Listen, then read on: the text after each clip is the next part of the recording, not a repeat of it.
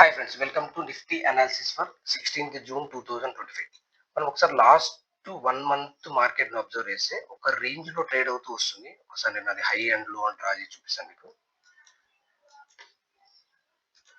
ఏదైతే 24,450-500 రేంజ్ అనేది ఒక లో ఫామ్ అవుతూ వచ్చింది మార్కెట్లో. సేమ్ అదేవిధంగా హయ్యర్ రేంజ్ వచ్చేసి 25,100 అనేది ఒక హయ్యర్ రేంజ్. మనకు ఒకసారి అబ్జర్వ్ చేస్తే ఏదైతే మే 12th రోజు ఏదైతే లో ఫామ్ అయిందో ఆ రేంజ్ నుంచి హై రేంజ్ వచ్చేసి 25,100. అంటే ఎంటైర్ లాస్ట్ అంటే మనకు ఒక one month more than 1 month టైంలో ఇదే రేంజ్ లో ట్రేడ్ అవుతుంది. అంటే మనకు ఏదైతే సపోర్ట్ రేంజ్ వస్తే బయింగ్ వస్తుంది, రెసిస్టెన్స్ రేంజ్ లో సెల్లింగ్ వస్తుంది. బట్ మనకు లాస్ట్ 4-5 డేస్ మార్కెట్ అబ్జర్వ్ చేస్తే ఈ హై పైన ట్రేడ్ అవ్వడానికి, హై పైన సస్టైన్ అవ్వడానికి ట్రై చేసింది. బట్ ఏంటంటే ఇక్కడ స్ట్రెంత్ అనేది కనపడట్లేదు.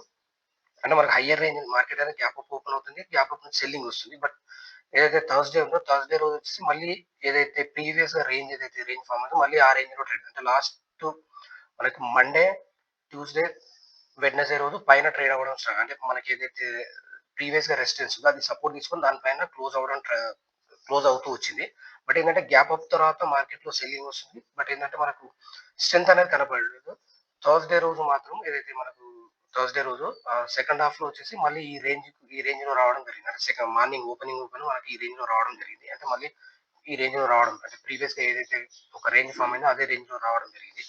ఆ రేంజ్ అనేది కంటిన్యూగా ఫ్రైడే రోజు గ్యాప్ డౌన్ ఓపెన్ అయింది. గ్యాప్ డౌన్ ఓపెన్ అయినప్పుడు ఏంటంటే ప్రీవియస్ ఏదైతే సపోర్ట్ రేంజ్ ఉందో సపోర్ట్ రేంజ్ దగ్గర ఓపెన్ అవ్వడం జరిగింది. అంటే ఏంటంటే ఇక్కడ ఎవరైతే షార్ట్ చేసిన వాళ్ళు ఉంటారో సపోర్ట్ రేంజ్ వాళ్ళు ఇక్కడ బైబ్యాక్ చేసుకుంటే ఈ షార్ట్స్ అని ఇక్కడ కవర్ చేసుకున్నారు. ఆ కవర్ చేసుకోవడం వల్ల మార్కెట్ అనేది హైయర్ సైడ్ వెళ్ళింది. బట్ ఇది కంటిన్యూగా హైయర్ సైడ్ వెళ్తుందా, లేదంటే ఇక్కడ నుంచి మళ్ళీ సెల్ ఈ రేంజ్, అంటే మనకు ప్రీవియస్ ఒకసారి అబ్జర్వ్ చేస్తే ఈ రేంజ్ నుంచి మళ్ళీ హైయర్ సైడ్ వెళ్ళింది. సేమ్ ఇక్కడ ఈ రేంజ్ నుంచి సేమ్ ఇదే విధంగా హైయర్ సైడ్ వెళ్తుందా, లేదంటే మళ్ళీ ఇక్కడ నుంచి కిందికి వస్తుందా అనేది మండే మార్కెట్ ఒకసారి అబ్జర్వ్ చేస్తే మనకు రఫ్ ఐడియా వస్తుంది. బట్ ఏంటంటే ఒకసారి మనం ఇది వీక్లీ టైం ఫ్రేమ్ లో ఒకసారి అబ్జర్వ్ చేసేది. ఒకసారి నేను వీక్లీ క్యాండిడేట్ చూపిస్తాను మీకు.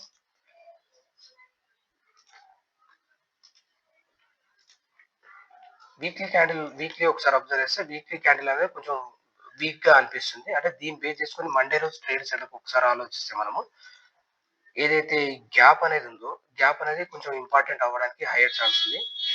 దీంతో పాటు మనకు గ్లోబల్ గా కొంచెం అన్సర్టనిటీ ఉంది. అంటే ఇరాన్ ఇజ్రాయెల్ వార్ వల్ల కొంచెం అన్సర్టనిటీ ఉంది. క్రూడ్ ఆయిల్ ప్రైసెస్ పెరుగుతూ ఉన్నాయి. అది మనకి ఇండియన్ ఎకానమీకి క్రూడ్ ఆయిల్ ప్రైస్ పెరగడం అనేది మనకు ఒక రకంగా నెగిటివ్. అంటే ఏదైతే 24,750 నుంచి 24,850 రేంజ్ అనేది ఒక క్రూషియల్ లెవెల్. అంటే ఎప్పుడైతే ఈ లెవెల్ పైన, అంటే 24,850 పైన కంఫర్టబుల్ గా ట్రేడ్ అవ్వడం స్టార్ట్ అయితే మళ్ళీ మనం అనుకున్న హైయర్ లెవెల్ వెళ్ళడానికి ఛాన్స్ ఉంది. లేదు ఇక్కడ నుంచి ఏదైనా బేరిష్ ఫార్మేషన్ ఫామ్ అయ్యి డౌన్ సైడ్ వస్తుందంటే మళ్ళీ ఈ లో టచ్ అవ్వచ్చు.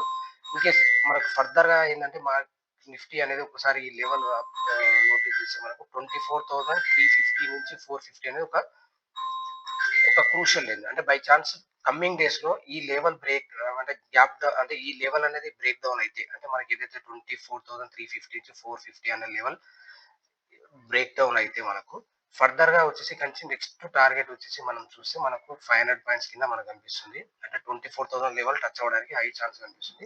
అంటే మనకి మెయిన్ ఇంపార్టెంట్ వచ్చేసి మనకి ఏంటంటే మండే రోజు మార్కెట్ ఎలా బిహేవ్ చేస్తుంది ఒక ఇంపార్టెంట్. అంటే మనకు మార్కెట్ లో ఫ్లాట్ గా ఓపెన్ అయ్యి ఈ రేంజ్ క్రాస్ అయితే 24,850 క్రాస్ అయితే మళ్ళీ సేమ్ ప్రీవియస్ గా జరిగినట్లు మళ్ళీ హైయర్ ఛాన్స్ హై సైడ్ వెళ్ళడానికి ఛాన్స్ ఉంది. బట్ ఈ కంచి మనకి ఏదైనా బేరీస్ ప్యాటర్న్ ఫామ్ అయ్యి డౌన్ సైడ్ వస్తే మాత్రం నిన్నటి లో ఏదైతే ఉందో అంటే ప్రీవియస్ గా ఏదైతే సపోర్ట్ రేంజ్ ఉందో 24,450 అనేది ఈ రేంజ్ రావడానికి ఛాన్స్ ఉంది. బై ఛాన్స్ 24,350 కింద, అంటే 450-350 కింద ట్రేడ్ అవ్వడం స్టార్ట్ అయితే మాత్రం ఫర్దర్ రేంజ్ అనేది ఈ రేంజ్ నుంచి నెక్స్ట్ ఈ రేంజ్ షిఫ్ట్ అవ్వడానికి హై ఛాన్స్ ఉంది. ఇది మనకు కొంచెం ఈ గ్లోబల్ సినారియో కూడా మనకు నెగిటివ్ కనిపిస్తుంది. దాన్ని బేస్ చేసుకుని మేబీ కొంచెం కాషియస్ గా ట్రేడ్ చేస్తే కొంచెం బెటర్ గా ఉంటుంది.